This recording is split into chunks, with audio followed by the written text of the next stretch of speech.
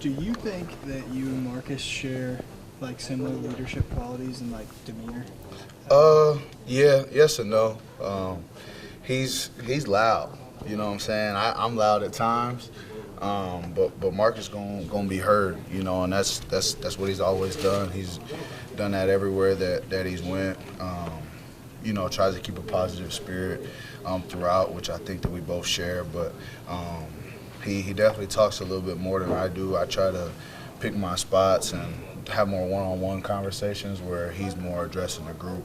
But it's good to have multiple leadership styles on the team. There have been, I mean, I guess some of us have wondered, like, what are they going to do when Ja's not in the game? Like, how are they going to operate, you know, the other point guard spot? Mm-hmm. It was you and Marcus as starters today. How do you think you work in tandem with him? Why do you think that works well? I think he's unselfish. You know, I think that he's a pass-first guy.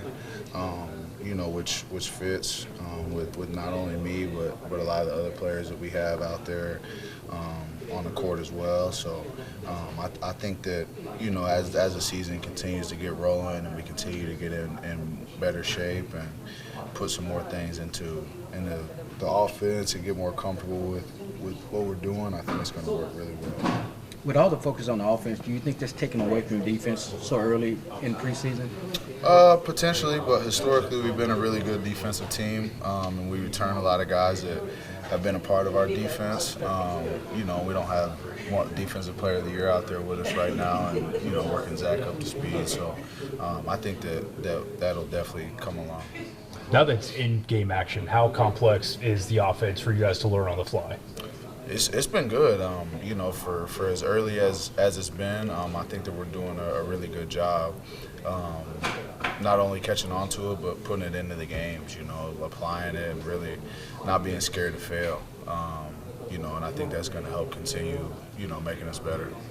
How difficult, but also how important is it to continue to build on the preseason, even if Jaren and Ja aren't able to get out on the court for these games? It's huge. You know, we've never really had a chance to build a ton of chemistry, and especially since we're playing a new offense, we're all learning. You know, it's new for everybody, so we're in this thing together, and we're just going to continue to keep building. We know, like, offensively, pace is number one right now. For sure. That's the number one thing. But when it comes to, like, Zach Edey, I know it was a couple times, like, he was trying to seal. There were a couple times, a couple guys wanted him to seal to give him the ball. How are y'all trying to find that balance with, you know, when he has the advantage, I guess, getting him the ball, low post touch every now and then? Yeah, we got to be better about that.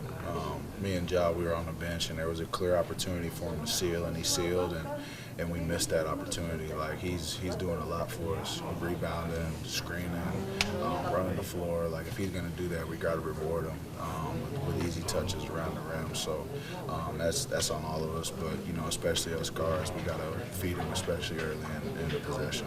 Des, last week you and I talked about defense. It seemed like there was a point of the game where you turned up your defense and really started to put your imprint on the game. Are you looking to do that more this season as far as being more of a defensive player? 100%. You know, I mean, I think you watched last year's playoffs, and that was one of my biggest takeaways. All the wings, whether it was the Timberwolves, the Celtics, the Pacers even, all those teams were playing both ends of the floor extremely hard. And in order to be playing in June and late May, that's what you got to do. So that's what we're going to do. Des, with 2 games into preseason, what have you seen from the youngsters of Jalen Wells and Scotty so far, in your opinion? They're balling. You know, Jalen Wells obviously super confident. You know, he willing to shoot it from wherever, and you don't see that a lot from rookies or first-year players. You know, people usually a little timid, try to find their way. So that tells me that he's just a straight hooper. You know, and I thought he's been really good on the defensive end as well, picking up full court, being disruptive. And Scotty's, you know, building off of the strong year he had last year and the summer that he had. You know, I thought he should have been the Summer League MVP. And he's showing why. You know, he's hounding guys, getting us extra possessions, attacking the paint, making shots. I mean, he's doing a little bit of everything that you want in a backup point guard. Yeah, so Charlotte, they had 50 points in the paint, hitting 2 threes. What are those things that you got to tighten up? You got to tighten up defensively heading into the regular season. I think since we're trying to put so much pressure on the ball, our backside help and rotations have to be that much sharper. Like if we're gonna be, pressuring and up on the ball, everybody else away from the ball, got to be real locked in and in position just in case we get beat. And I thought to give them credit.